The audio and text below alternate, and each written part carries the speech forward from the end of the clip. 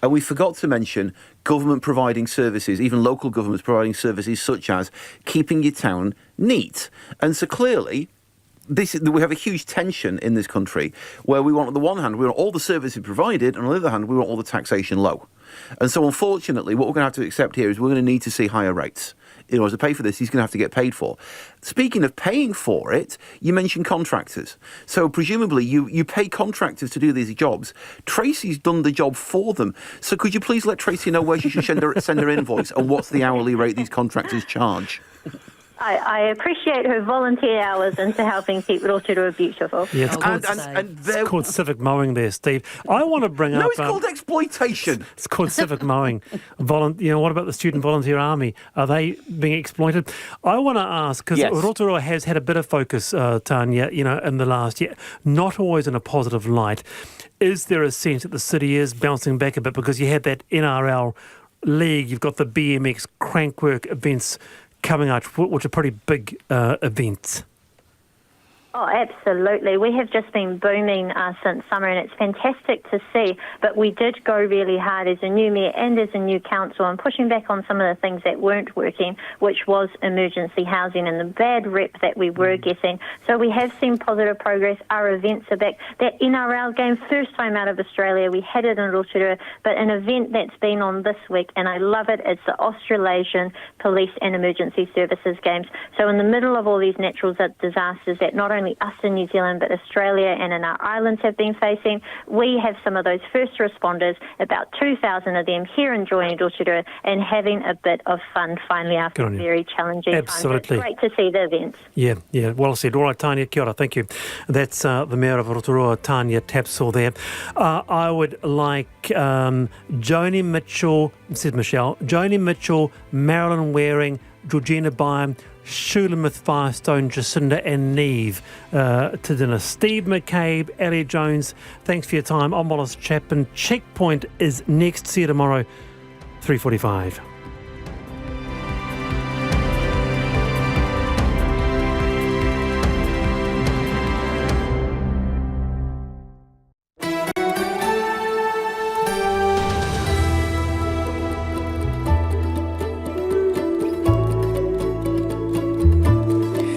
Whakarongo mai koe ki te reo irirangi o Aotearoa. This is Checkpoint on RNZ National. I'm Lisa Owen. Haere aki nei, 3 weeks on, 3 leaders from 3 cyclone devastated communities. Their challenges are similar as they are enormous. So what do they need to get off their knees and how long can they wait?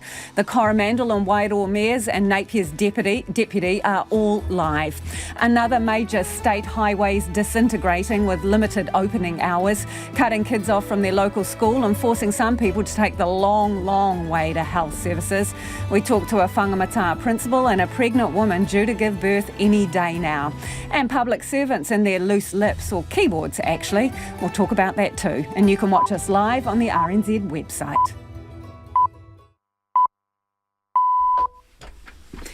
RNZ News at 5 o'clock. Ahi Marie, good afternoon. I'm Evie Ashton. A High Court judge says there's real hope a young man who came close to a violent attack on non-Muslims can be rehabilitated. In the High Court in Auckland today, the man, now 21, was sentenced to 2 years and 5 months in prison. Justice Edwards said he'd received help in prison and his time there since his arrest in 2021 had helped him. You are on the right path. There is a long way to go yet, and you will need constant support at each step. But you are heading in the right direction. Rehabilitation and reintegration provide the best form of long-term protection for the community. Last November, the defendant admitted to 9 charges, including threatening to kill. The Public Service Commissioner will be writing to all Crown Entity Board chairs and members, reminding them to be politically impartial. Pharmac Chair Steve Mahari has been let off the hook, while Fire and Emergency Deputy Chair Ruth Dyson is now on hot water for her anti-national tweets. Here's political reporter Giles Dexter. Peter Hughes found Mr Mahari's breach of the Commission's Code of Conduct was at the lower end of the spectrum. So, unlike Te Whatu Order Chair Rob Campbell, Mr Mahari will keep his job. Mr Hughes will be reminding public service leaders of their obligations to the Code of Conduct. Ms Dyson has admitted never reading it nor even thinking to do so. She says she'll reflect on her social media use, but National says she should resign. The government is considering asking the Commerce Commission to investigate the banking sector.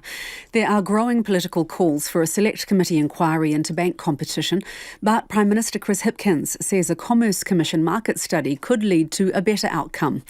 National's Deputy Leader, Nicola Willis, has written to Parliament's Finance and Expenditure Committee, formally asking it to investigate bank profits, and the Green Party has supported the idea. A former New York property developer has been jailed for tax fraud totalling $1.5 million.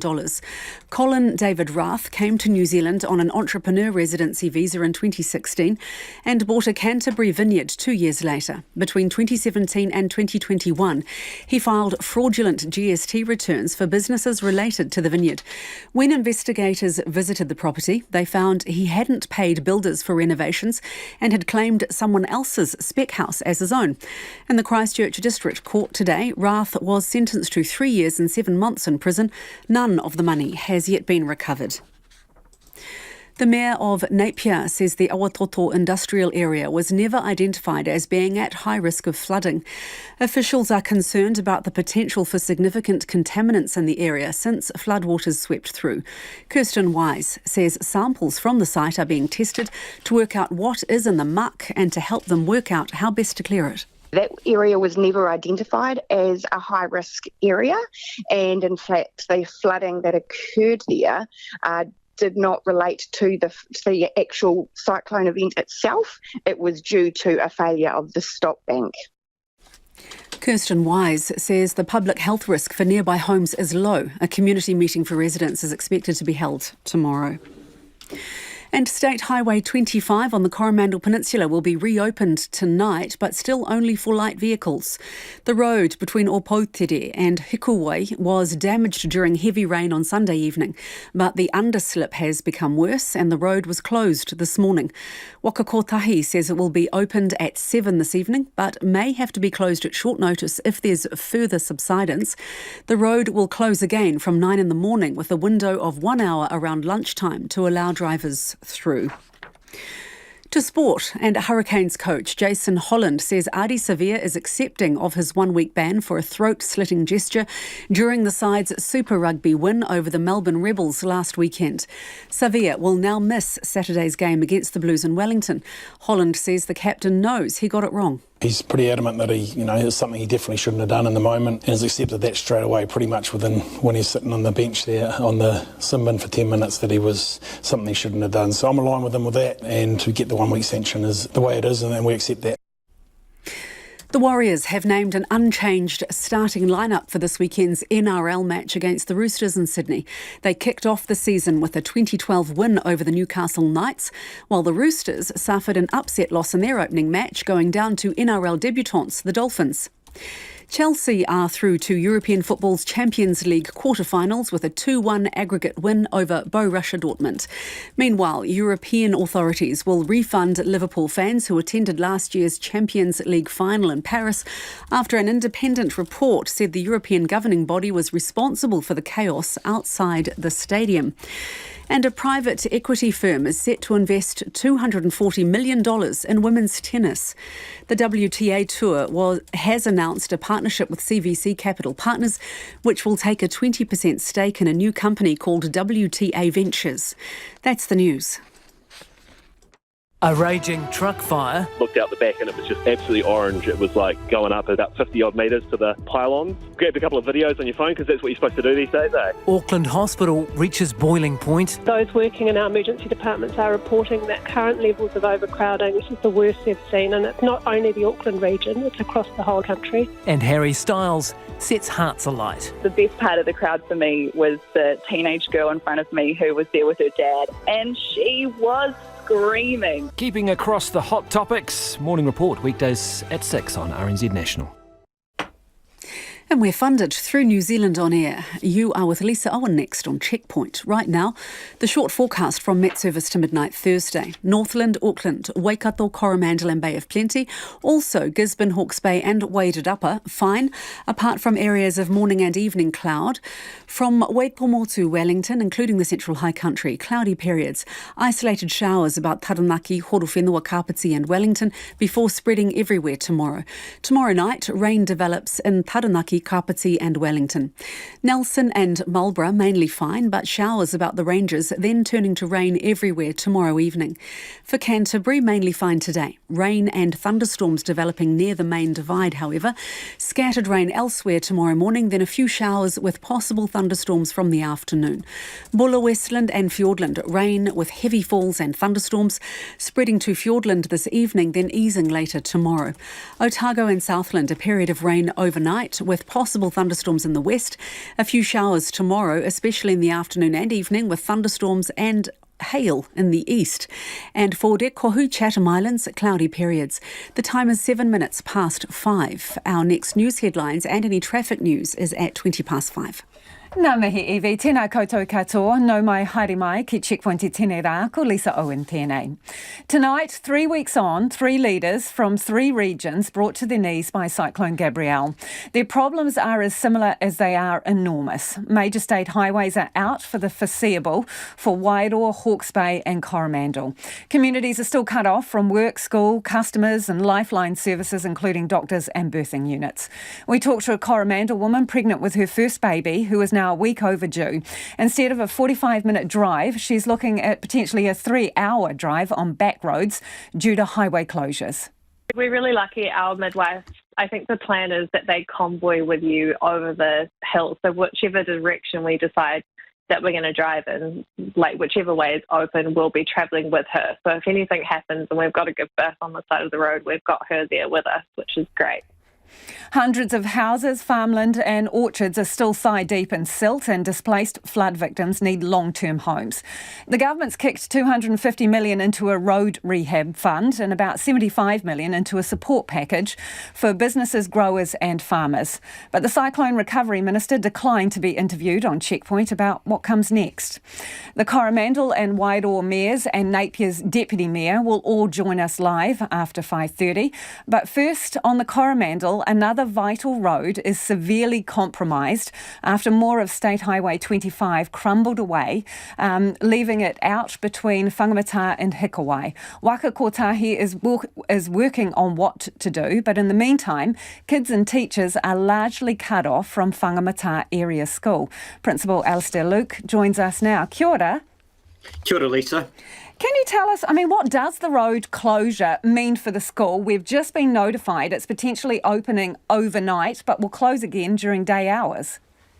Lisa, we've got just over 80 students of our 570 based on the Hikawai Tairua side of the hill. And for those students, the road closure means there's no access to school in a physical sense at the moment. So for those students, it's a combination of remote learning, which we're all very well practiced at now, of course, in the aftermath of COVID. And for a select group of our students, we've actually been able to provide them with a satellite learning program based at Tairua Primary School. We are fortunate in a way that 2 of our staff also live on that side of the hill, so they've been able to get over to Tairua School and provide at least some form of face-to-face learning as of today. What about practical classes? If you were taking engineering or art or photography or something like that? There's no getting away from that. Those are very challenging subjects to learn remotely. And for those students, particularly those in the NCEA years, it's a priority for us to get those students back to school.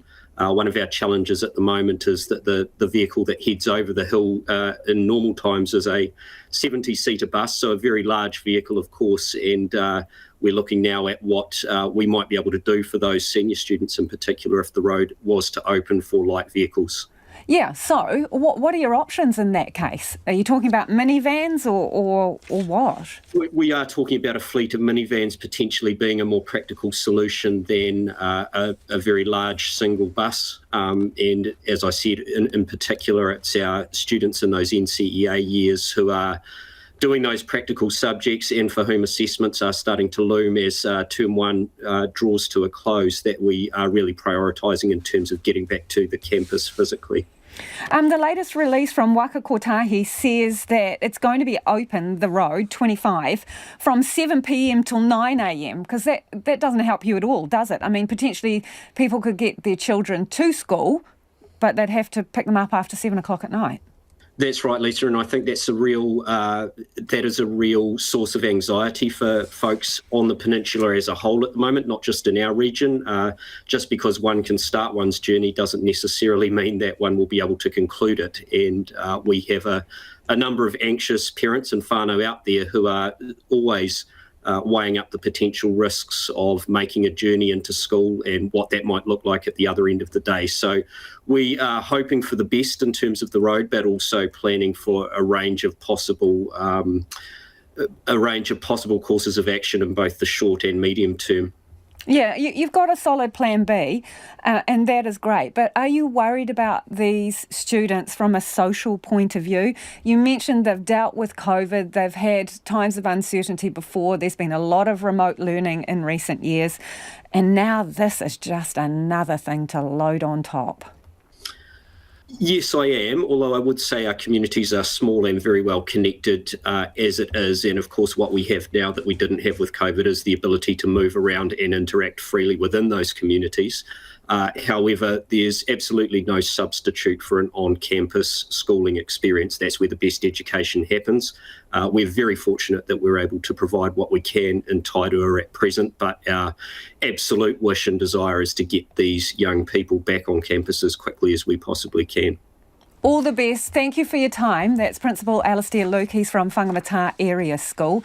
It is 13 minutes after 5. Kia mau tonu mai. Do stay with us. You're listening to Checkpoint on RNZ National. Emergency doctors are worried the country's hospitals won't cope in the face of winter illnesses, with patients already being turned away from Auckland Hospital because its ED was too full. But the Health Minister says she expects Te Whatu Ora to have a plan for when demand on the health system increases. 6 ambulances were turned away from Auckland Hospital on Monday night, with patients diverted to Middlemore and North Shore. Minister Aisha Verrill says the situation wasn't ideal, but the hospital was exceptionally busy. It did seem like Auckland Hospital was exceptionally busy on Monday night. And I know the team took care to make sure that everyone was looked after well. That included diverting people to other hospitals to make sure they were safely taken care of. But it's not where we want to be. And it is a priority that I've set for Te Whatu Ora to make sure that they continue to make the changes necessary to ensure we get through winter. We're well ahead on that work, including making sure that we've got a good bivalent COVID vaccine campaign for winter and an influenza campaign. Both of those have been announced now and will be ramping up from April 1. And then all of the work that hospitals need to keep doing in terms of optimising their own flow practices and working with primary care to make sure that those who can be cared for in the community are. And that's collaborative work going on with primary care now. What's the fundamental problem here, though? We're barely days out of summer. Yeah, I think that's been a trend that's been continuing for some time, the spread of the peak of patients outside of the traditional winter period. There is another issue that one of the reasons why patients are backed up in the emergency department is because of difficulty getting ward beds, and that relates to difficulty discharging people from hospital. One of the key areas there is aged residential care and making sure that we're looking at all the options for getting people into aged residential care beds. We're working closely with our partners about the funding in that area, as well as making sure where there are opportunities for safe care of people in the community who'd been on the way to aged residential care, that we take that. But these aren't new problems, so why is it happening over and over again?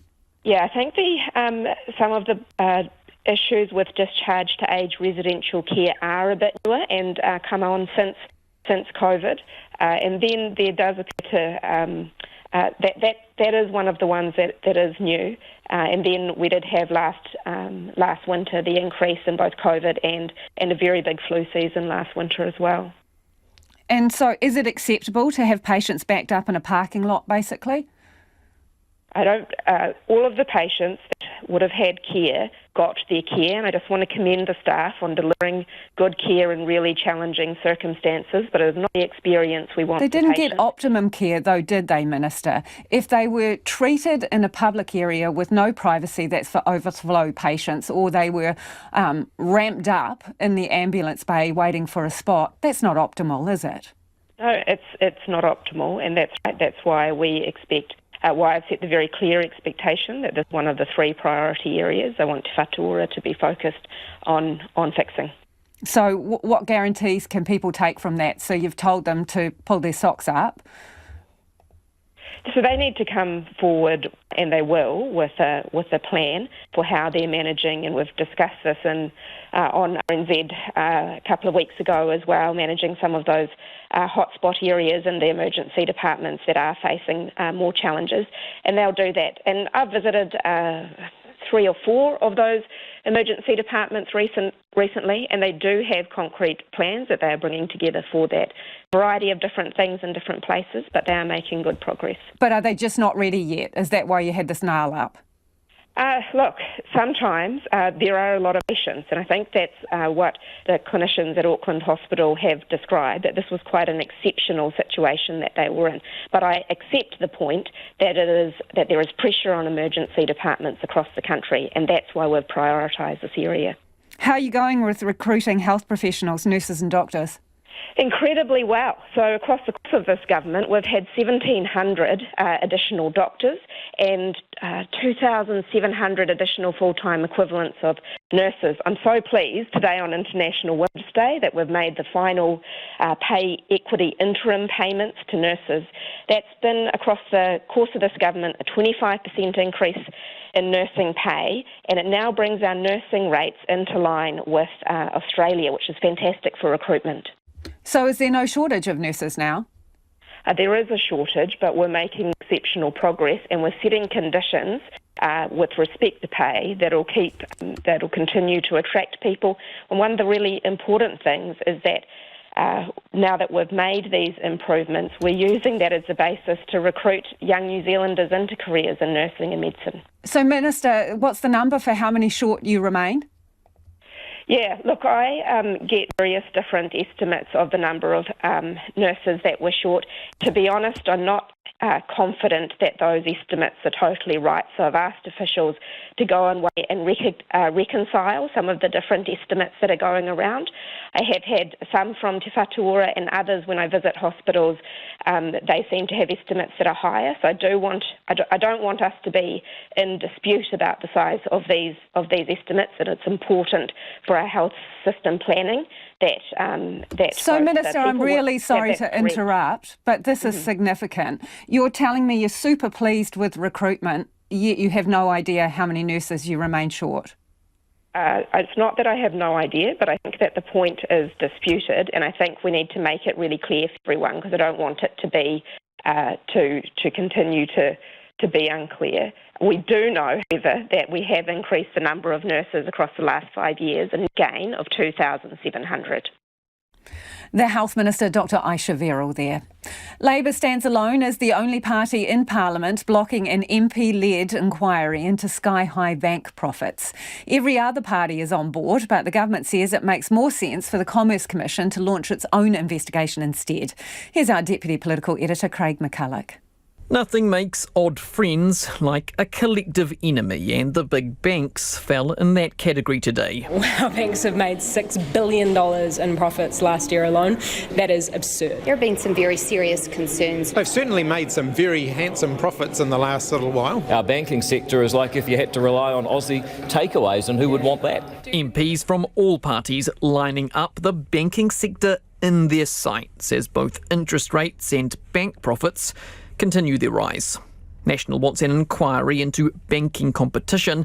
Nicola Willis has written to MPs asking them to hold a short, sharp review. Let's get those CEs from the big banks in front of Parliament. Let's make that completely open to the public. Let's get those answers fast. The ACT Party is on board. How is it that we've got McDonald's and KFC, but not a single American retail bank has entered the New Zealand market? As are the Greens. There has been excessive windfall profits made at a time when so many have been struggling. And Te Pāti Māori. Where's the return for the investment that New Zealanders are making into Australian banks? And it's not just politicians who want some sort of investigation. The Reserve Bank last week gave its support for a market study. So too has Tex Edwards, the founder of 2 Degrees, and Sam Stubbs from the KiwiSaver provider Simplicity.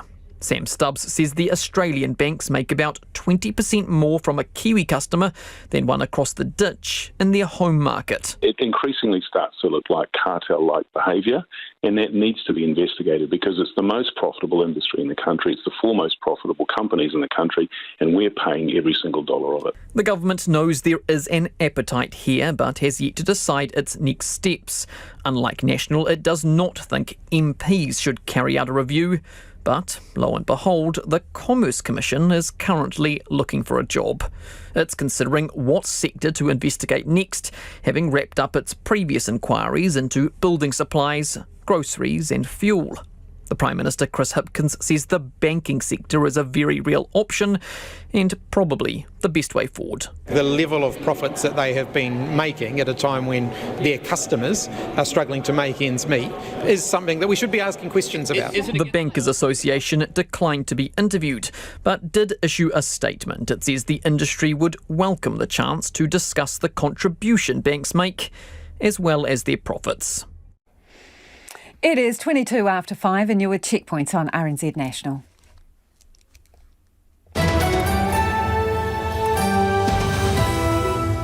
Mai o whakaaro, we would love your feedback on anything you've heard on the program this evening. Let us know whether you think there should be an inquiry into Sky High Bank profits.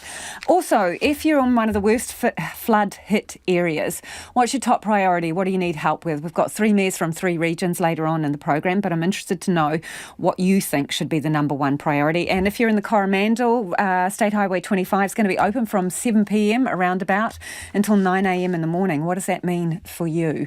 2101 on text. You can tweet us at Checkpoint RNZ or you can email us. The address is checkpoint@rnz.co.nz. Time to go to the headlines. Ko Evi anō tēnei.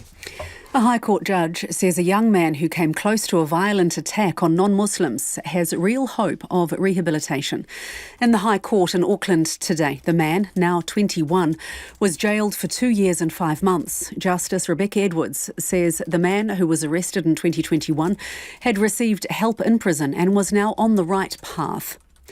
The Public Service Commissioner is to remind all Crown Entity Board chairs and members of their duty to be politically impartial. Fire and Emergency and Earthquake Commission Deputy Chair Ruth Dyson is the 3rd senior public servant to be in trouble for publicly criticising National. Rob Campbell was last week sacked as the boss of Te Whatu Order for breaching impartiality rules in online comments, while Pharmac and ACC Chair Steve Mahari has today kept his jobs despite writing critical opinion columns in the media. Go Bus says it's devastated by the death of one of its drivers in a school bus crash in the Rangitikere district. It happened on Makirikiri Road at Turakina yesterday afternoon. Go Bus says it's offered support to the driver's family and is in contact with South Makirikiri School, whose pupils were aboard. About half of New Zealanders, 2.6 million people, have returned a census, but that number doesn't include posted forms. The census deadline has been extended to June the 1st. And severe thunderstorms, hail and the chance of a small tornado are forecast for the West Coast tonight. Met Service has issued a severe thunderstorms watch for Westland until 11 p.m. tonight. Those are the headlines. Looking at traffic, there are reports of a 3-car crash blocking lanes on State Highway 29 by Kaimai Road, south of Lower Kaimai. Emergency services are on site. Meanwhile, State Highway 25 is still closed between Hikuwai and Opotiri due to more heavy rain that fell on Sunday. As Lisa mentioned, it's due to open at 7 o'clock tonight for light vehicles only, with a very low bar for reclosing in case of road movement. And then the road is closing again for repairs from 9 in the morning. Our next news headlines and traffic is at 20 to 6. Thanks, Evie. New Zealand Cricket is pitching in to help communities devastated by Cyclone Gabrielle by putting some Black Caps memorabilia up for auction. Money raised from the auction will go to the New Zealand Red Cross Disaster Fund. New Zealand Cricket's sponsor, ANZ, is getting the ball rolling by donating $1 million to the fundraising initiative, and we're joined by sports reporter Felicity Reid. OK, what is there to bid on, Felicity? Well, so it's 2 framed shirts, one signed by the Black Caps and one signed by England. That was from that test match last week, that historic one-run win. So that's only the second time in test cricket that a match has been won by such a small margin. So there's a little bit in that for the cricket aficionado. It would be something great to have up on the wall in the house, maybe in the boardroom or even in the club room. Or the pool room. Exactly, straight to the pool room with that. So it's a Trade Me auction, so everyone who is actually interested has got until March 19th to log on to that and have a look for it. It started with a $100 reserve, which obviously it quite quickly went past that. The last time I looked, it was sitting at $3,000. Are they separate? Are they being auctioned separately, or the pair is going together? The pair are going together, so it's in one frame with the 2 shirts, and because of the interest in that score, there's a little abbreviated scorecard and a couple of photos, and the team list from both teams is included in that as well. Wow. So it's quite a massive piece. Yeah, pretty cool. All right, after the excitement of the last Test series, as mentioned, what can we expect from the series against Sri Lanka? Well, Sri Lanka are a bit of a different prospect to England. They come here not really playing in the same way that England do, not that really anyone is playing in the same way England are, but they actually come here and they're sitting at 3rd in the World Test Championships rankings, and that's the World Test Championship that New Zealand is actually defending, but we're currently 8th out of the 9 teams. So Sri Lanka have a chance to actually make it into that final against Australia and England in June. In order to do that, they need to win these 2 tests against New Zealand. So that's that one starting tomorrow in Christchurch, and then another one in Wellington the following, a couple of weeks later. And so for them to be able to do that, though, that is going to be a bit of a big ask. I have to say, of the 9 test series Sri Lanka has played in New Zealand, they've only won 1, and that was in 1995. And of the 19 tests Sri Lanka have played here over 40 years, they've won just 2. So they'd need to vastly improve on that in order to be able to make it through to what would be a massive deal for them to get into the World Test Championship final. Their captain, though, Angelo Matthews, he's pretty confident, and he said the team's been playing great cricket over the last 8 months, so why not? And given New Zealand's test record of late, other than that really great win that we had last week, they've actually only won half of their home tests this World Test Championship cycle, so that's 3. In the last Test Championship cycle, they won all 7, so they were unbeaten at home. So something to think about. Maybe there could be an upset on the cards here. Thank you, Felicity. That's sports reporter Felicity Reid. The Public Service Commissioner is writing to all Crown Entity Board chairs to remind them of their obligation to read the Code of Conduct and be politically impartial. Pharmac Chair Steve Mahari's job is safe, but another senior public servant is now in hot water and admitted they hadn't even read the Code of Conduct. Here's political reporter Giles Dexter. The Public Service Commissioner was appearing before MPs for the Commission's annual review. Instead, Peter Hughes was mostly having to review the events of the past week and a half. I'm very confident that public servants in the New Zealand Public Service are well aware of the political neutrality requirements on them. Last week, Peter Hughes provided advice to ministers on Te Whatu Ora and EPA Chair Rob Campbell's conduct, and Mr Campbell was shown the door. Mr Hughes was also providing advice on Pharmac and ACC Chair Steve Mahari over columns he wrote for Stuff. By this afternoon, his advice had come through. While Mr Mahari did breach the Public Service Commission's Code of Conduct, it was at the lower end of the spectrum. The Prime Minister says he's in the clear. It was in a different league, so it wasn't the sort of incident that should prompt somebody being removed from their role. But Mr Hughes could soon be set for round 3. Former Labour Government Minister Ruth Dyson, now Deputy Chair of the Earthquake Commission and Fire and Emergency, says she will review and reflect on her social media use. Her Twitter account, which reads Still Labour in the bio, takes potshots at National and promotes pro-Labour content. National's public service spokesperson Simeon Brown says she's got to go. We've got a culture developing here in Wellington of senior public servants not following this code of conduct, and it's election year. This is the year that this should be followed even more so. Peter Hughes says he can't be the comment police and tell people not to write columns or tweet. People who serve on these boards have political and civil rights like every other New Zealander, and I don't think we need to shut all those rights down in order to manage a risk. The rules are clear. I'd like people to take care with the rules. But despite the Commissioner's assurances public servants were familiar with the Code of Conduct and its obligations to be politically impartial, Ms Dyson, who based on annual reports would be being paid around $70,000, said she hadn't even read it. I would be really happy to read through the guidance we were given and see if it was clear enough. The induction days are pretty rigorous for a board. There's a lot that you get told. That's not a big part of it. In fact, until this morning, she hadn't even thought about reading it. Do you wish that you read the Code of Conduct? No. Isn't it kind of how you should be conducting yourself? This is getting silly. I'm going to go. Public Service Minister Andrew Little has asked the Commissioner to write to all Crown entity board chairs and members and remind them of their obligations. I suspect Ruth's been around this place long enough to kind of know what's expected of her, but it would help, I think, if she, like every board member of every Crown entity, actually just updated themselves to make sure they're fully aware of what's in the Code of Conduct. It shouldn't take long. The Code of Conduct is 2 pages long. It is 28 minutes to 6. Kia mau tonu mai. Stay with us. You're listening to Checkpoint on RNZ National. It's time for the business news. Ko taku hoa inai ko Nona Peltier. Push pay, Nona. Is this story ever going away? Maybe on Monday it might, because that's when the deadline for the scheme of arrangement, which is another word for a takeover offer, expires. So here's the deal. On Friday, there was a vote. The takeover offer by a couple of the big shareholders in the company didn't meet the mark, so not enough other shareholders approved it. Yep, so 50% about voted for it. They needed 75. That's so exactly right. So they ended up without a deal.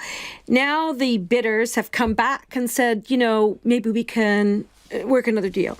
And the company said, okay, let's see what we can do. So they have until Monday at 5 p.m. to come up with something else.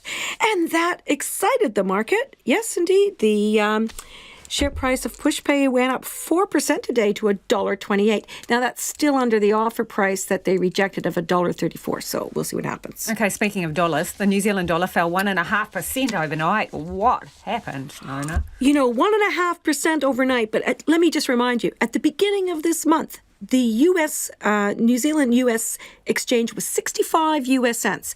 Today, 60.9 US cents. That's a drop of 6.3% since the beginning of the month. That is a lot for anybody. Anyhow, the reason? Well, Jerome Powell, who's the chair of the U.S. Federal Reserve, came out overnight and basically said that they have to go harder on interest rates, and they've already gone. And that really just got the market even more excited, and Wall Street took a tumble. Asia also the same, but hey, closer to home. Well, not so much. We fell 0.5%, 64-point drop to 11,856. New Zealand dollar, I just said, 60.9 US cents, but steady against the Australian at 92.6 and 51.5 British pounds. Thank you, Nona. Ka kite. Nona Peltier there with Business News. Officials are waiting to find out how contaminated an industrial area in Napier has become after floodwaters swept through 3 weeks ago. The area in Awatoto is home to about 20 businesses, including fertiliser and construction companies, a tannery and a plant for rendering animal waste. A hard cordon is in place as testing continues. Only authorised employees and business owners and PPE are allowed in to clean up the muck. Tess Brunton is in Awatoto. A short drive from the Napier CBD, the industrial zone in Awatoto sits near a river, estuary and the ocean. Security guards in full PPE restrict access on Awatoto Road. There's one way in and another way out, and tyres are washed before vehicles exit. Kirsten Wise, the Mayor of Napier, says businesses weren't required to have any additional mitigation requirements for natural hazards. That area was never identified as a high-risk area, and in fact the flooding that occurred there did not relate to the actual cyclone event itself. It was due to a failure of the stop bank. An initial report to the council suggested there is a potential for significant contaminants in the area, but the public health risk for the nearby residential area is low. But in light of what has happened, the Mayor acknowledges changes are needed. This will certainly be something that we look at when we start to sit down and review the event and the response to the event. That review will include the City Council, Civil Defence and the National Emergency Management Agency. Throughout the day, people in white PPE enter the site to help as businesses start cleaning up. One employee described maggots among piles of silt and mud, with damaged goods being piled on the roadside.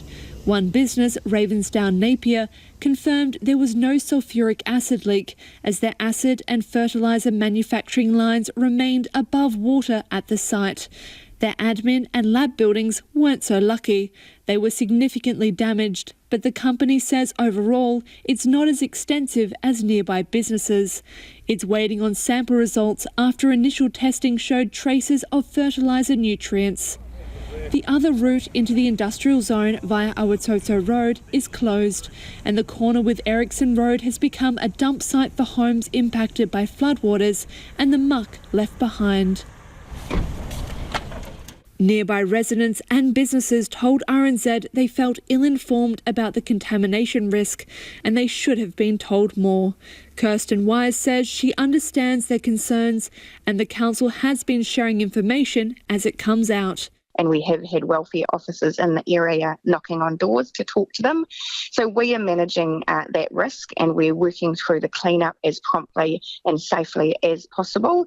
And, you know, we have got that standing offer there for all of the residents in that area to provide alternative accommodation for them if they require it. Samples are being tested to find out what exactly is in the leftover sludge. A community meeting is being planned for residents tomorrow. It is 23 minutes to 6 and you're with Checkpoint on RNZ National.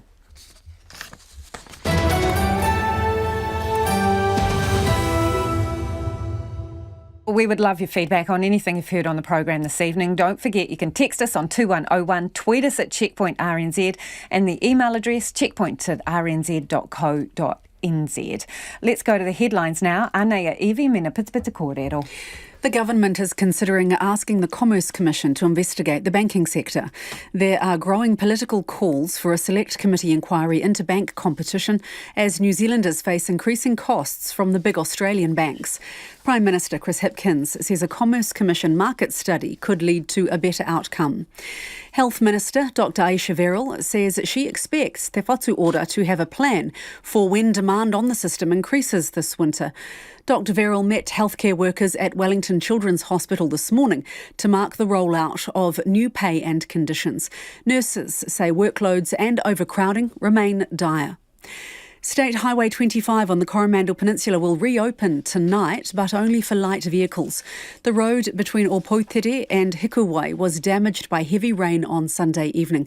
Waka Kotahi says it will open at 7 o'clock, but close again from 9 a.m. tomorrow morning to allow repairs to continue unhindered. Staying with traffic, Auckland's southern motorway will be closed to northbound traffic from 7 until 5 a.m. tomorrow. That's 7 p.m. until 5 a.m. tomorrow. It's to clear up after a track carrying gas canisters caught fire this morning between Takanini and Papakura. The Hawke's Bay Relief Trust has today approved its first round of Cyclone Gabrielle disaster relief payments, totalling just under $500,000. The fund was activated last month and will make weekly payments to approved applicants.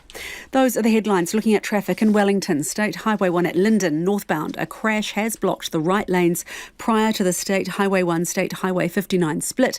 Please expect delays and pass with care. And there are reports there's been a 3-car crash blocking lanes on State Highway 29 by Kaimai Road, south of Lower Kaimai. Emergency services are on site. Our next news and weather is at 6 o'clock. Ngā mihi, Evie. 3 weeks on from Cyclone Gabrielle and flood victims are still waiting to hear more details of the government recovery plan.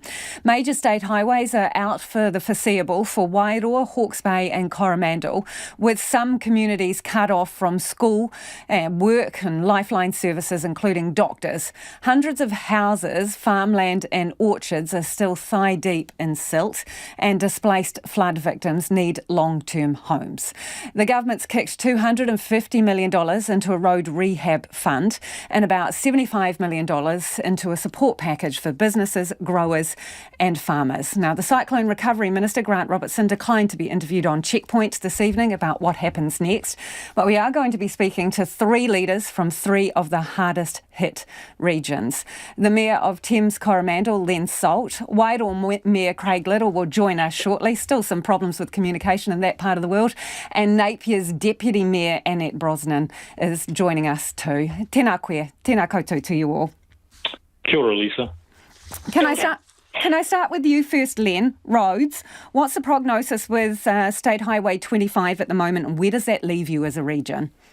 So the connection between Tairua and the Hikawai area through to Whangamata will be open to one lane and light traffic again tonight. They'll close it again in the morning just for periods to get that connection done. There's a huge effort going in to open up a section of that to make sure that we keep the wheels turning, because if we don't have that southeastern access, then it leaves us only with the west coast up through Thames, which is one access to the entire Coromandel, and obviously that's a real problem for us. Len, do you think road access is the single biggest issue you are facing right now? So roading access goes to the heart. It's like the blood supply for our entire district. So all of the business, the industry, the services, health services, education, everything else depends on being able to get in and out. So yes, it's a critical factor for us, but not just in the short term, Lisa, but in terms of having long-term certainty and future-proofing. I mean, we're in the period of climate change. We are going to see increasing severity and frequency of weather events. We've got to be prepared for it. Let's bring in Wairoa Mayor Craig Little, because you've got a meeting coming up, I know, Craig. So accessibility is an issue for you, south to Napier, State Highway 2, State Highway 35 inland. Have you got a timeline? Are things happening fast enough for your community? Look, within the community, they're probably happening okay, but we're hearing 2 or 3 months for our road to open towards from Wairoa to Napier State Highway 2. That could be 2 or 3 months. It's a bit like when you're on an airplane, they give you an hour, but you know it's going to be a day. So I think it could be up to 6 months. So no, it's not moving fast enough for us at all. Who are you talking to about that? Talking to NZTA constantly, our regional manager or director. But the problem with Wairoa is we've got the road to the north via Gisborne is really shaky as well. So that drops out where we're isolated once again as the road, State Highway 38 out the other way, is closed at the moment as well. So we're in a pretty sort of compromised position at the moment. How does that compromise your local businesses? Oh, look, shockingly, because one example was a furniture business in town, second-hand furniture business and goods and that, and they're about half full now. And this is the time that families are going to need these second-hand goods to be able to get themselves established. They can't get out. They actually tried to go another way up past Gisborne, but it's just too expensive to buy stuff at auctions, bring them back, and that. So a lot of businesses all over the show are just, I think businesses, a lot could walk away, and unless we get support immediately, it will happen, and it could really kill our town. Craig, I know you're going to have to get your skates on, so can you answer me this, please, reasonably directly? Do you need a wage subsidy, given what you have just said? Yeah, definitely. So we've had businesses that can't open, but they are so conscious they can't afford to pay their staff. So yes, we do. It needs, like, we're in absolute dire straits because these businesses can't open at the moment, and a lot of their gear is coming from down the way. And some of them have been flooded, so they've got staff they're still paying, but it's just crippling for them because a lot of these businesses just sort of hope for the good day ahead of them, really. Have you told that to the Cyclone Recovery Minister? Cyclone Recovery Minister, we've got a letter to him at the moment about a few things, but I would really like him to come to town. We're pretty short on ministers at the moment. We've only had about 4. And, the Prime Minister's tried to get here twice and hope the third time lucky next week. But we really need people on the ground to actually see what's happening. What else is in your letter, Craig, before you go? What else is in your letter to them? Because of the isolation, we can't really rely on Hawke's Bay at the moment to help us out of our recovery. So we're going to be leading a recovery plan by wire or 4-wire, but we're going to have a foot in both camps. We're going to have a foot in Hawke's Bay as well, Giraffe, because at the moment we've got the road open towards Gisborne Way, but it could close any time. And look, it's taken the Prime Minister this long from the event. He hasn't still got here. Stuart Nash only got up last Friday. So how, we're not connected at all. And unless you're on the ground and helping us, nothing's going to happen. And we've got $1 million, over $1 million we've raised in our Mayoral Relief Fund. None of that is government money. That's all money that we've raised on our good, good fortune, really. Appreciate your time, Craig. I know you have to leave us. Thank you for being with us. Let's go to Napier's Deputy Mayor, Annette Brosnan. Can I start with a wage subsidy with you? Do you agree with Craig Little? Will your district need a wage subsidy, do you think? Yeah, I absolutely think as time goes on, the effects on businesses are just compounding.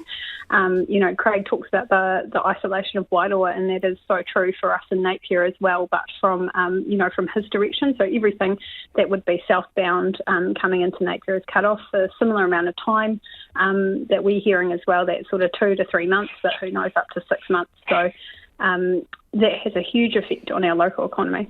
Yeah, what's the economic cost of losing events? Because you've got a few things coming up. Do you know if they're going ahead?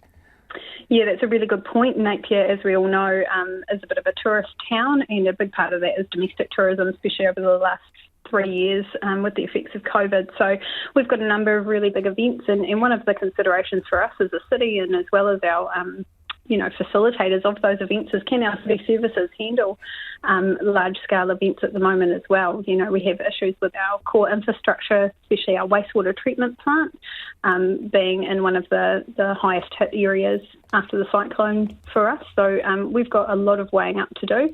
At the end of the day, it's going to come down to individual event organisers, and I think if they can secure accommodation, be confident in the facilities that they can provide, as well as obviously discussions with us, then yes, they can go ahead. But we're also really conscious that the people that live here, we're asking them, they're still on level 4 water restrictions in Napier, and so, for instance, we're really excited to have cruise ships coming back in. But we're putting some caveats around that, around the use of, topping up with water and power and things like that when they're in port. So they can't use those things? Yeah, that's right. So it's really heartening to have those cruise ships back in port, and it is for only a short sort of rest of the season.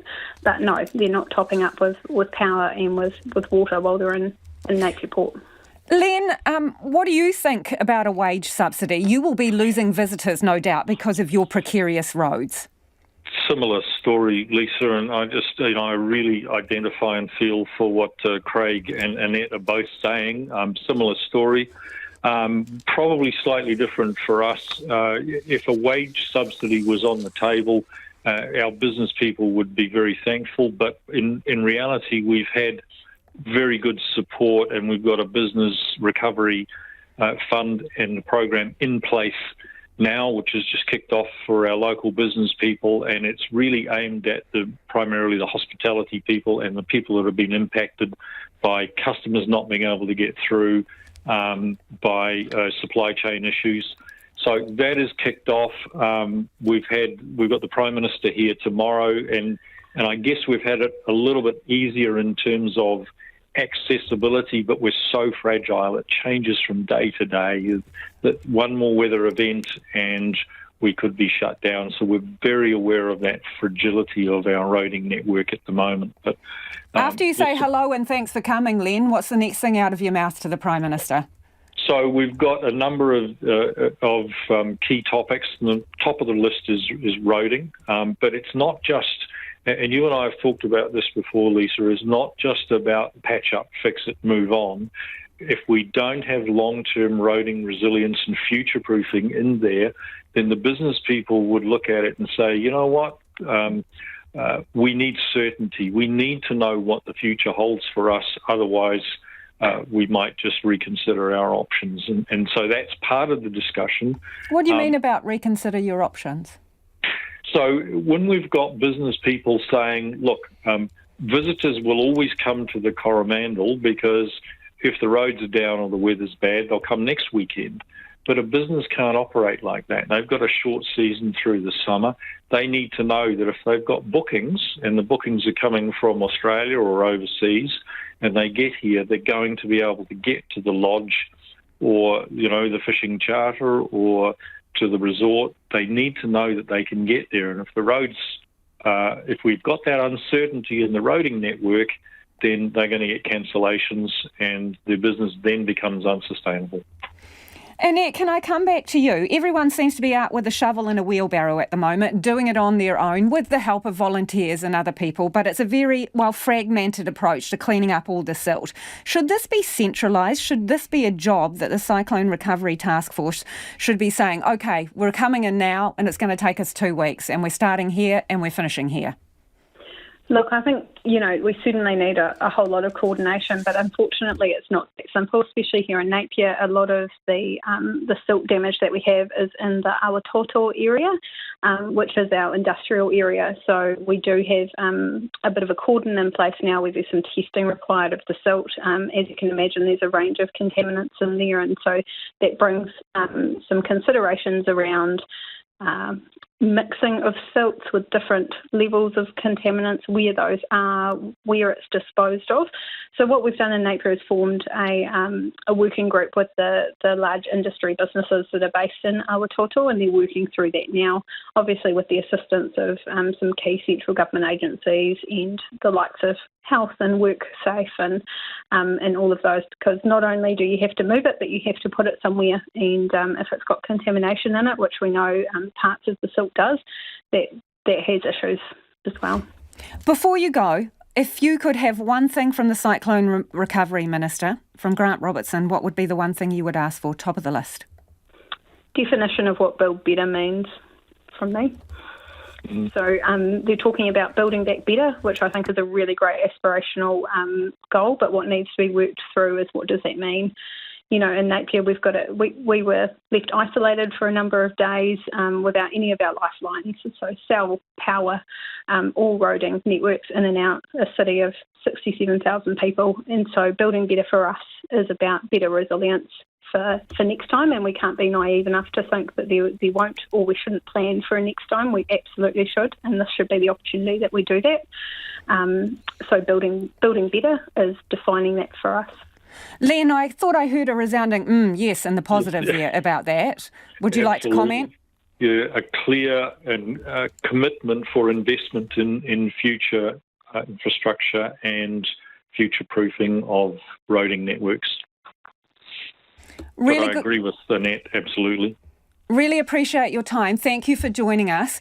That was Len Salt, the Mayor of the Thames Coromandel District, also Napier's Deputy Mayor, Annette Brosnan there. And earlier we were speaking to the Wairoa Mayor, Craig Little. 3 areas, 3 weeks on from the cyclone.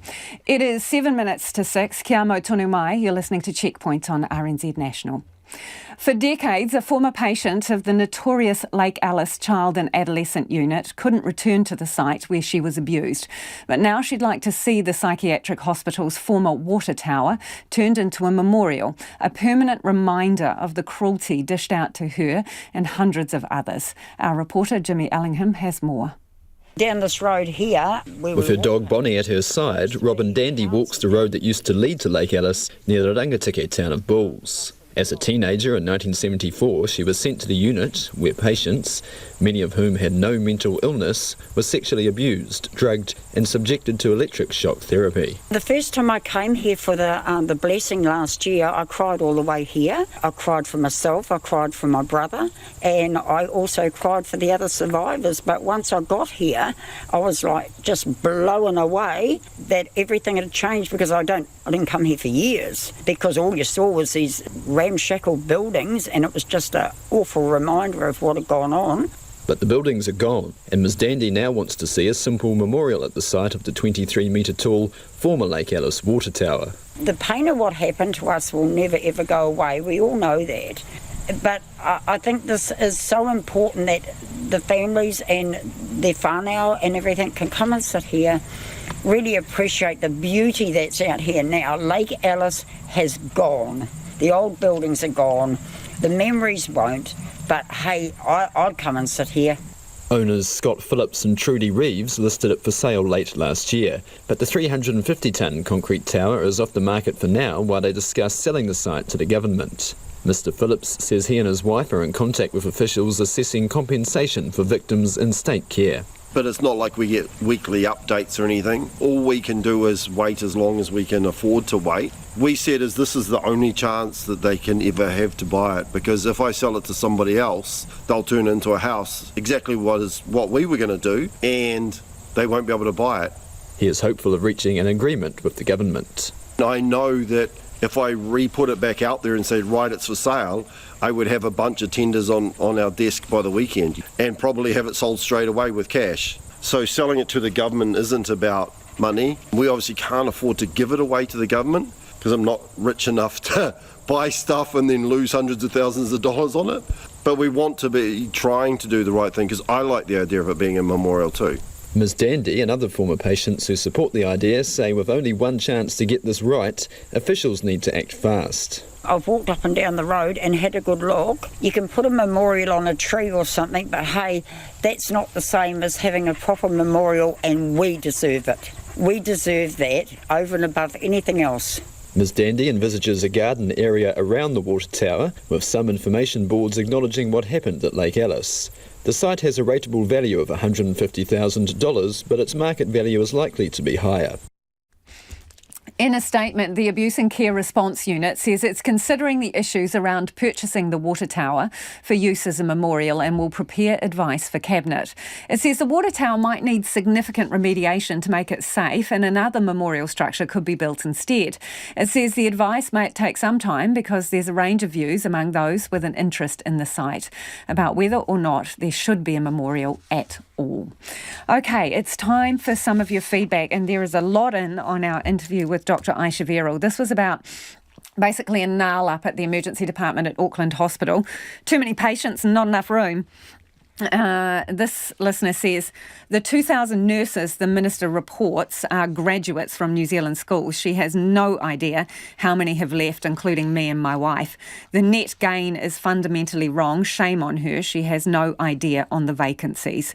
She only needs to look on her own website. That was about how many new nurses and doctors the government has recruited. And Doug's got in touch to say, next time, please ask the Minister how many nurses that they are claiming as a success in nursing recruitment have come from primary care as a result of pay parity issues. Our health centre had 6 nurse resignations since Christmas. Pay parity between the primary health, Mecca and hospital pay rates is a significant contributing factor. That one is from Doug. Another says the fundamental reasons for the ED overcrowding is that it's too expensive to go to the doctor, or you can't get an appointment when you need it. Ask our health minister about the dwindling number of midwives because they have ignored their pay equity process, another listener says. A woman-dominated profession who are sadly being lost in droves to Australia because Te Whatu Ora has chosen ignorantly to neglect. Currently, if a registered nurse is working on a maternity ward, it is a requirement that they are being overseen by a midwife, yet the nurse currently earns 11k more. This is demoralising and ultimately it is unjust, that person says. Aisha Verrill constantly throwing Te Whatu Ora under the bus, her ministry, her responsibility. And again, someone else agrees that people can no longer afford to visit the doctor if they get an appointment in a timely fashion. Please increase payments to primary care to ease this. He got very strong opinions on whether there needs to be an investigation and inquiry into the banks and their profits. Inquiry, yes, both banks and charitable trusts, this person says. There's been a lot of noise recently about the excessive profits being made by the Australian banks, but no one is monitoring the 2 New Zealand-owned banks. If we all banked with them, the banking profits would all remain in New Zealand, benefiting the local economy. And this person says, as Nicola Willis is so vociferous about having a snap inquiry into banking profits, would she then support support nationalisation of the Big Four if the outcome of the inquiry recommended such. Easy way to avoid being bled by Aussie banks is Kiwi Bank. It is our own bank, says Mike. Sounds like the banks should be helping out with a wage subsidy and a road rebuild, says Kim.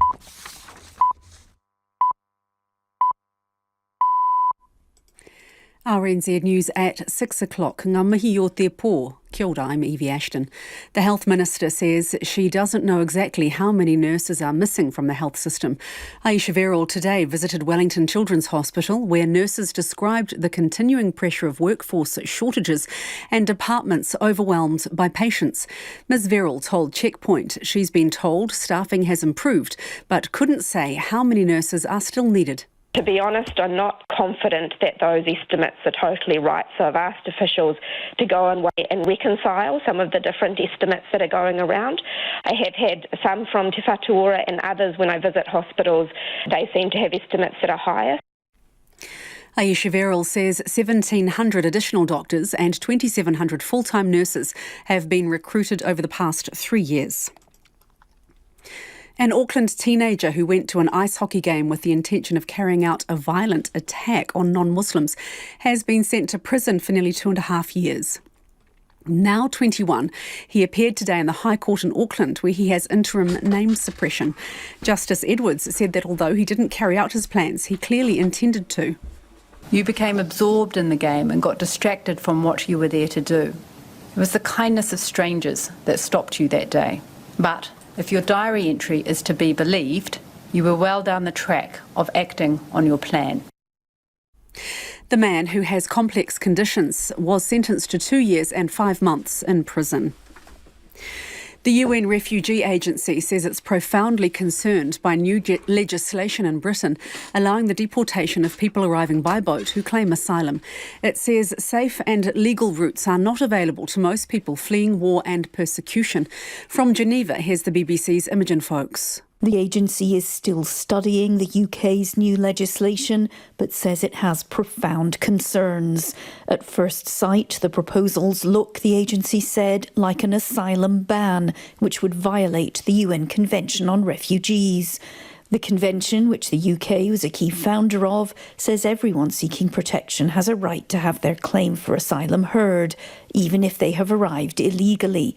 Denying that right would undermine the very purpose of the convention, the refugee agency said. Vanuatu's Prime Minister says that while communication in Port Vila is for the most part up and running, lines to islands remain completely cut off since the country's twin cyclone disaster. Alatoi Ishmael Kalsakau says the hope is to have communication restored before the end of this week. He says the damage is extensive. The initial cost of recovery from the double disaster has been put at about 100 million New Zealand dollars. In the Western Indian Ocean, Cyclone Freddy is approaching Mozambique after pounding Madagascar for a second time yesterday. The Madagascan government says 8 people were killed and more than 1,000 homes destroyed. The storm first wreaked havoc in late February, killing 21 people and displacing thousands in both countries. Meteorologists say it's rare for a storm to make such a loop. The tropical cyclone is on track to become the longest-lasting storm on record. The Hawke's Bay Regional Council has completed emergency work to reduce the risk from breached stop banks. It says it's moving on to longer-lasting repairs that will cost tens of millions of dollars. Phil Pennington reports. Cyclone Gabrielle breached stop banks in 30 places, mostly on the Tutaikuri and Maruroro rivers between Napier and Hastings, and including 5 on the Waipawa River. The breaches amounted to 5 kilometres of damage out of 248 kilometres of stop bank. The council says it has so far repaired 3 stop banks and will complete work on 13 others over the next few months.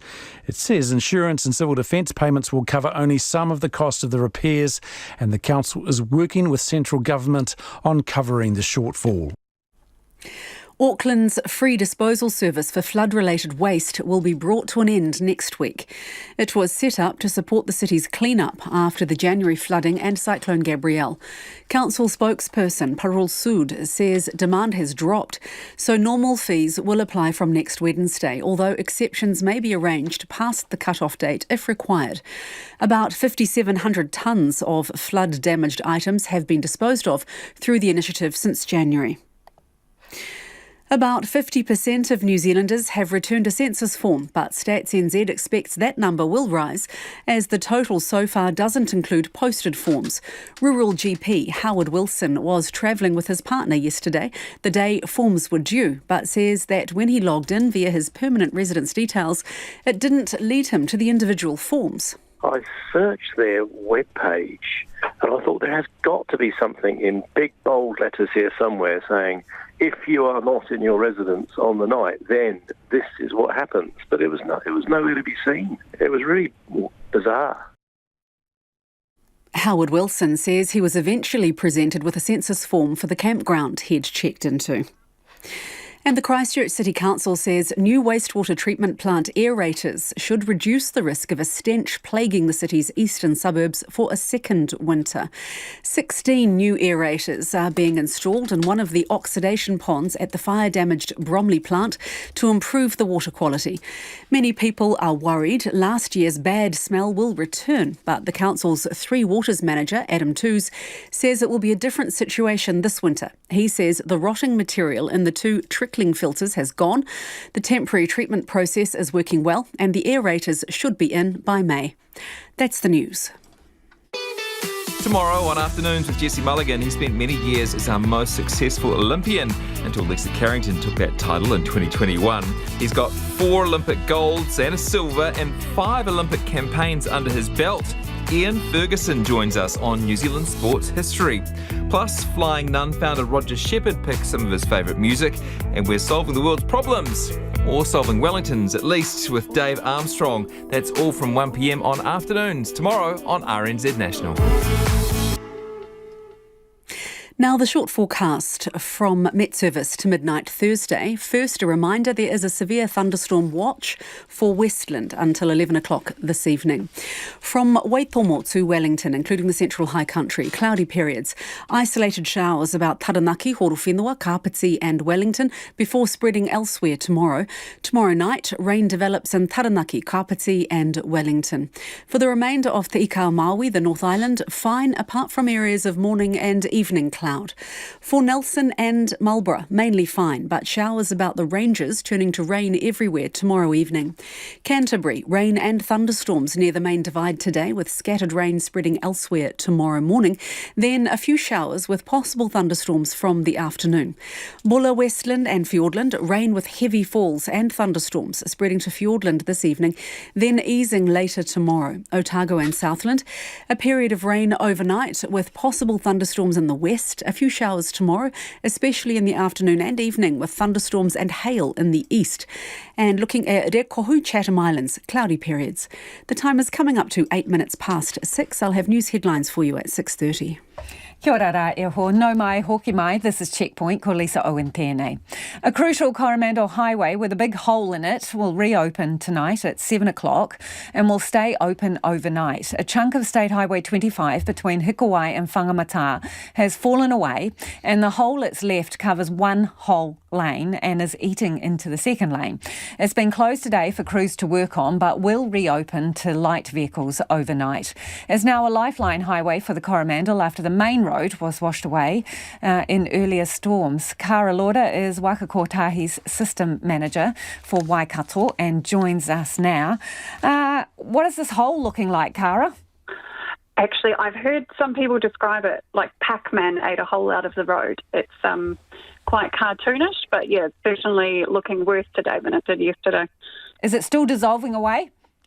It is not as fast as it did originally, but our contracting team actually got this amazing contractor, Storm Contracting, on site who's pushed into the bank on the other side and managed to get us away. Like you've alluded to, part of the second lane is gone, and so in the time that they've been there, they've managed to get that extra lane away from the large part of the slip. Can you kind of explain the opening hours? Because in some ways it seems counterintuitive. You've got a bit of a dicey road there, and people will be able to travel on it in the dark. Yeah, they will, but it's manned all night.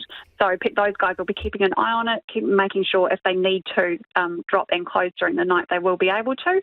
But it just means that it's great for our guys to work. It's quite hard to do this sort of work in the dark, so they're working during the day when they've got really good light hours, and they'll be ready to stop and tell people to full stop either side if we really need to in the middle of the night. Any idea how long you're going to carry on with those hours? It's actually pretty short term at the moment. I think we'll know more by the end of Friday how long we'll be carrying on with that, but actually not, and I would say sometime next week we'll know whether or not we need to continue with that. It's not going to be for like a 25A where we're going to be into a long-term closure for a long period of time. So you're hoping weeks rather than months, Cara? Definitely. This is not as dramatic as the 25A one. And also we've got a few more options around diversions. We've actually had some landowners offer some of their tracks and whatnot. So people are being really helpful. Obviously, everybody would love to get the road open as quickly as possible. So it's not just our teams on site. It's also the locals really want to do everything they can to help us. Couple of things there, Cara. 25A started off as a couple of scary cracks and then boom, the whole road's gone, right? So there's no guarantees this won't go the same way, are there? There's no guarantees, but it's certainly not the same kind of slip. It's nowhere near as complex. It's not that really big fill like we had at the 25A site where the road was completely on fill. This is not quite as dramatic as that because it's a cut fill site where the bank's actually been cut into the bank on one side. On 25A, that road was completely sitting on fill the whole way across. So it's slightly different. It's not quite as complex as 25A. So you've been nibbling away at the bank, right, to give you more width so that you can get cars through without them getting too close to the Pac-Man bite, right? Yes. And next step, we'll be talking to the team tomorrow. The guys are going out there to have a good solid look. Next step is, okay, cool, now that we've got light vehicles, what's next steps? Do we look at getting something in for the heavy vehicles? Because like everybody's alluded to, freight's a really big deal. That's how you get everything into these communities. So that's next step. Start thinking about, now that we've dealt with the emergency response, okay, cool, what can we do to get freight in there quicker? Or do we need to just focus on the fix? If it's going to be a quick one, then we might as well do that straight away. So we're looking at options at this But point. how long can you keep nibbling away at the bank? Because that kind of seems a bit dodgy as well in terms of stability. That bank's not too bad. It's actually, when you go behind the hill, it's actually not a huge hill, so it's nothing like some of the other areas where you have very unstable ground. That hill's actually not the worst site that we've got as far as cutting into a bank. And we've got a bit of land there as well. Thankfully, it turns out that there's actually an easement we can work into, but also we've been talking to the forestry landowners to make sure that they know what we're up to right adjacent to their property. Okay, so when you talked about private landowners that have offered some assistance, is there a different piece of land or a different area that you could create an access way for heavier vehicles like trucks who wanted to bring in freight? That particular one is still only a light vehicle access. At the moment, it's a dairy access for a couple of farms, and they just said, look, if you really need to, if you need a plan B, we've got this track that you could use, but they currently don't use it for heavy vehicles, so we couldn't either. That's just if the worst does happen and we weren't able to get our nice little track in, then we've got that as a backup if we really need it. So, okay, tomorrow when they continue work, it's going to open for a short period of time during the day, though, is this road?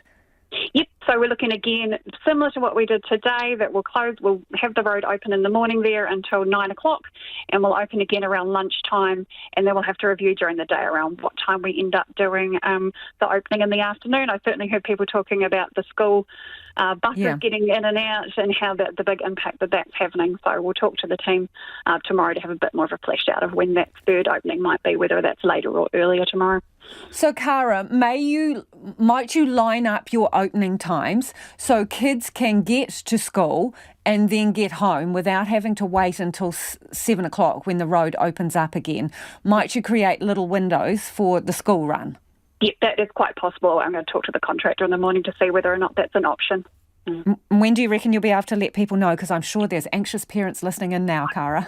I'm assuming that they are, and they kind of need to know before that 9 o'clock sort of cut off, really, so that they don't make the journey and then can't make it back. So I'll talk to the contractors pretty quickly in the morning to see what we can line up so that we can let people know promptly in the morning.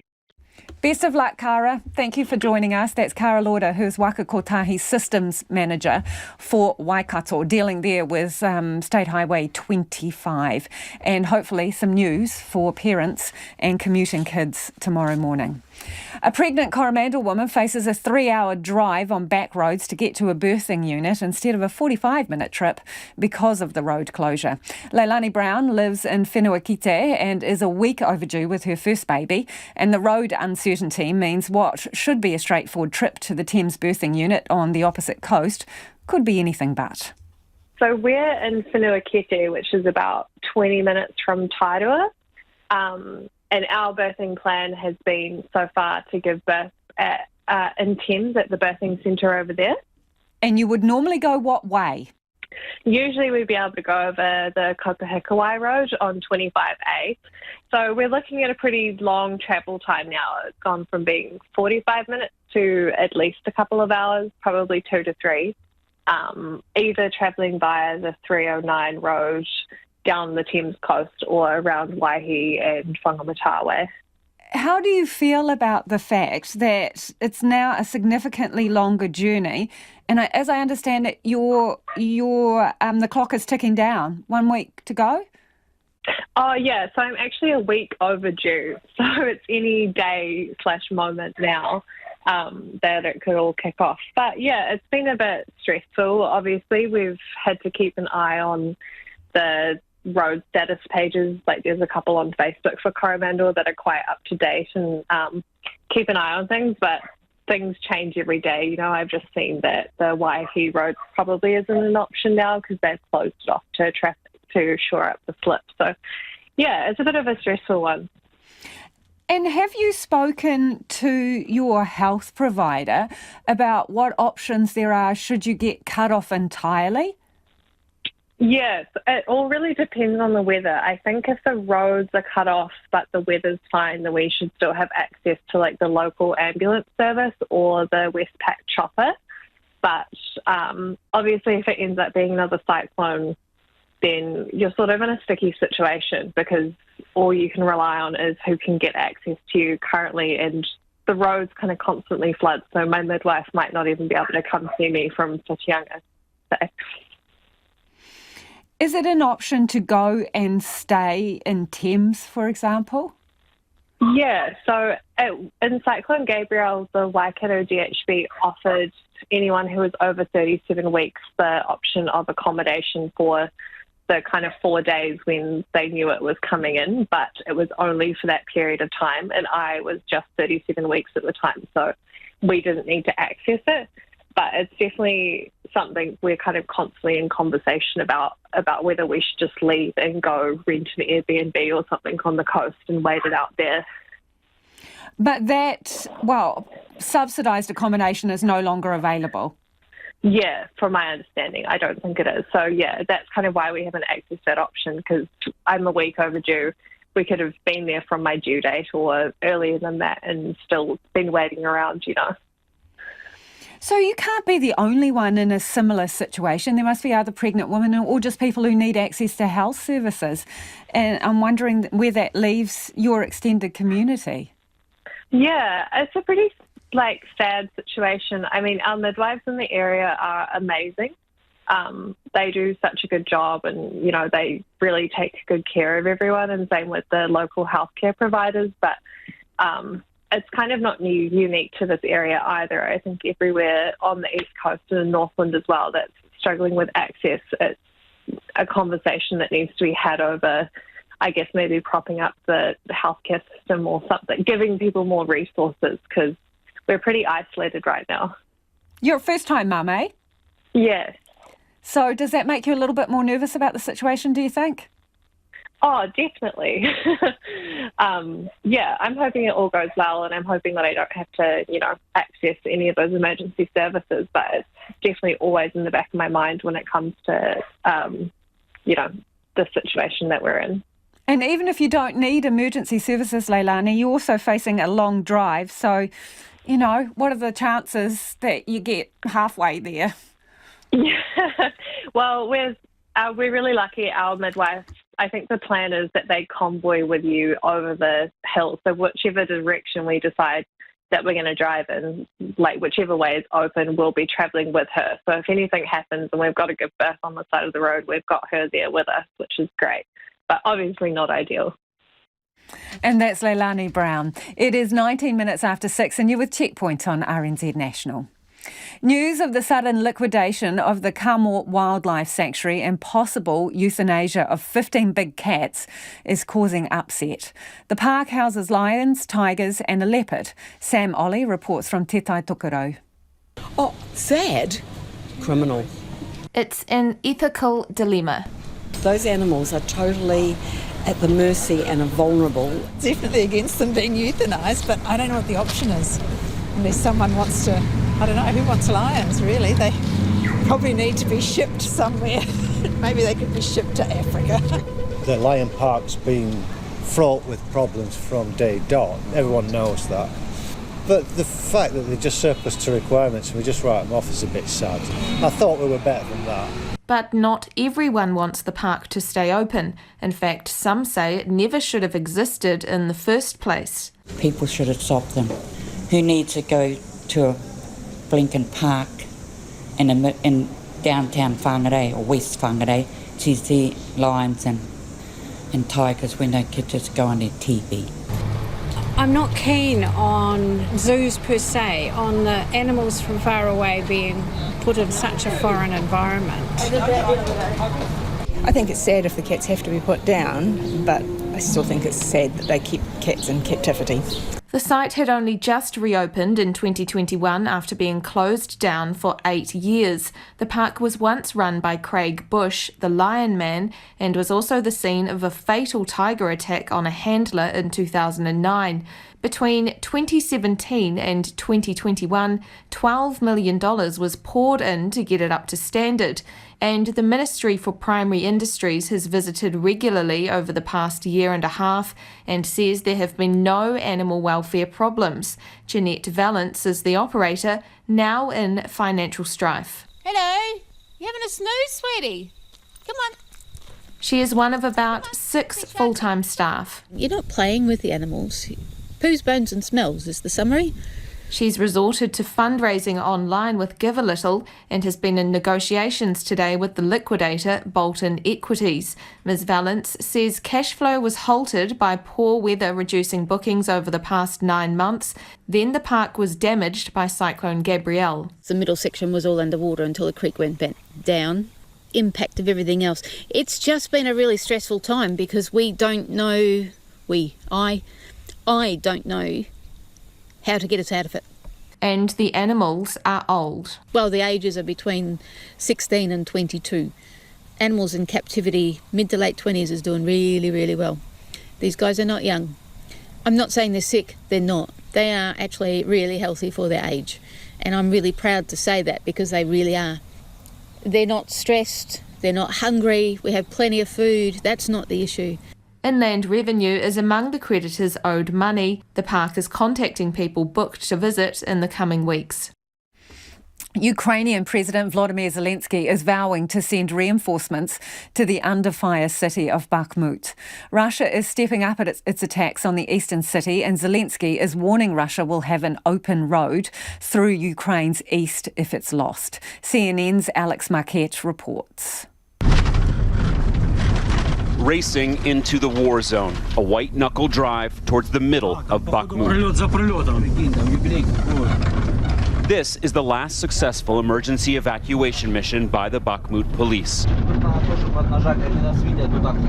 We need to go faster, an officer says. The Russians can clearly see us. This team, called the White Angels, grabs civilians who have been trapped, throwing belongings in the back. There's a cat, someone else with a guitar. The fighting raging nearby. The residents told to hurry up and get in and sit anywhere they can. As they hold on tight, the rescue mission speeds away from the smoldering city. Ahead, there's smoke from a Russian strike. Getting dropped off safely, Leonid tells the officer that everything is blown up in Bakhmut, even inside his apartment. They've survived months of brutally intense assaults. Russia has made gains, trying to encircle Bakhmut and surrounding it on 3 sides, as Ukraine desperately tries to fend them off. Today, we met Bakhmut's deputy mayor in a city nearby at a makeshift aid center for Bakhmut evacuees. He tells us it's very hard to persuade the more than 4,000 civilians left there to leave. They say they have nowhere to go and have no money. It's very hard to survive there, he says. It's not life, it's survival. Drinking water is a big problem. Walking to the well is dangerous, he says. Shells landing on your head all the time. All he now feels, he tells us, is fear and sadness. Everyone here knows how hard it will be for Ukraine to hold on to Bakhmut. Sveta's elderly mother with disabilities didn't want to leave, but Sveta managed to convince her. I don't know if my house is still standing, she tells us. It's very painful thinking about those still in Bakhmut. Her eyes well up. I just want them all to survive, she says. That's my only wish. It took just 36 minutes for tickets for this year's Eurovision Song Contest to sell out. Although Ukraine won last year, the country can't host the event because of the Russian invasion. So the runner-up, the United Kingdom, is hosting on Kiev's behalf. The competition is being staged in Liverpool in May. The BBC's Daniel Rosney has more. 160 million people may watch at home, but only around 6,000 have been lucky enough to get a ticket for each of the 9 shows. Let the Eurovision Song Contest begin! Fans went online to try to bag tickets for the 3 live shows, the 2 semi-finals and the grand final, as well as 6 previews doubling up as rehearsals. Sasha was one of the lucky ones. We are so excited. My credit card is crying right now, so that was one of the most stressful experiences of my life. It's the first time in 25 years the competition is being held in the UK, which hasn't yet announced its act for Liverpool, who's hosting Eurovision on behalf of Ukraine, which won last year's event. But there was disappointment for many fans who didn't get through, Nicola among them. And I don't know which is worse, the heartbreak or the anger. Outside the arena, there are planned events during the first 2 weeks of May across Liverpool, including a simultaneous rave between Liverpool and Kyiv. The UK government has set aside 3,000 tickets for Ukrainians living in the UK displaced by Russia's invasion. And as Sam Ryder, last year's UK entry, said, "It's Ukraine's party. We're just inviting them to throw it at our house." Self-drive cars have been hitting the streets of Britain's capital. For the past 3 years, a team in London has been sending autonomous cars out on busy roadways to see how they adapt to unexpected surprises. I mean, what could go wrong? The BBC's Theo Leggett reports. A chaotic mix of cars, buses, lorries and pedestrians. The roads of Woolwich in southeast London are challenging enough for any driver. But the car I'm going to ride in doesn't actually need one. The car is now in autonomous mode. It's a self-driving vehicle festooned with cameras, laser guidance systems, GPS and radar. The Serve City project's been running for 3 years, operated by a consortium including Nissan, the Transport Research Laboratory and Nottingham University. We have tuned the vehicle in such a way that it gels into the environment. Cars like these have covered some 1,600 miles around here without an accident, although a safety drive is always on hand. Well, we've been driving around the busy streets of Woolwich for about 5 minutes now. In the back seat, I've got a screen in front of me that sees what the car sees. There's a human driver as well, Tom. I don't know what he's doing. He tells me his hands are not on the wheel. Well, from where I'm sitting in the back, it feels exactly the same as if he was driving the car. There's no difference whatsoever. I could be in a normal taxi. And that, it seems, is exactly the point. We're trying to expand the boundaries of the current systems that you get on vehicles today. So we want to be able to improve not just the ability to drive on the highway, but then take on complex environments, but most importantly do it in what we call a human-like feel. What's unique about this project is that the car doesn't just rely on its own sensors. It also uses data from other sources, such as roadside cameras, to detect possible hazards in advance. we've been looking at particularly is around things like parked vehicles and buses and bus stops that are beyond the line of sight. So we've been using our roadside cameras and infrastructure to be able to see those situations, a bit like X-ray vision, beyond the line of sight, in such a way that that can then be transmitted to the vehicle. Technology like this is still years away from going mainstream, but the project has shown that the car of the future will not only be able to drive itself, it'll communicate with roadside units, with other cars, and quite possibly with us as well. That is pretty much all we have got time for. The Late News team's going to keep you updated throughout the night. If you missed anything from the program, you can find Checkpoint on Spotify, Apple or wherever you get your podcasts from. Just a reminder, if you're on the Coromandel, State Highway 25 will reopen overnight between Hikuwai and Opotiri. That's between 7pm and 9am. Light vehicles only. And speaking of roads, ko te kaupapa tuatahi Pōpō tomorrow from 5am. First up, speak to Transport Minister Michael Wood about crumbling highways, regions facing the possibility of being completely cut off, and what the government is doing about it. So do tune in 5am tomorrow. We'll catch you a little later in the day. Kei te hoki mai anō Pōpō whānau pō Māori. RNZ News headlines at 6:30. I'm Evie Ashton. Waka Kotahi says the bite out of State Highway 25 near Opotiri is looking worse today than yesterday, but the road hasn't been breaking away as in recent days. The Public Service Minister says he'll be expecting the Fire and Emergency and Earthquake Commission Deputy Chair to read the Public Service Code of Conduct. Ruth Dyson is under fire for social media comments. The Health Minister, Aisha Verrill, says she doesn't know exactly how many nurses are missing from the health system as figures from Te Whatu Order and hospitals don't match. And Fox News host Tucker Carlson has aired previously unseen clips of the riot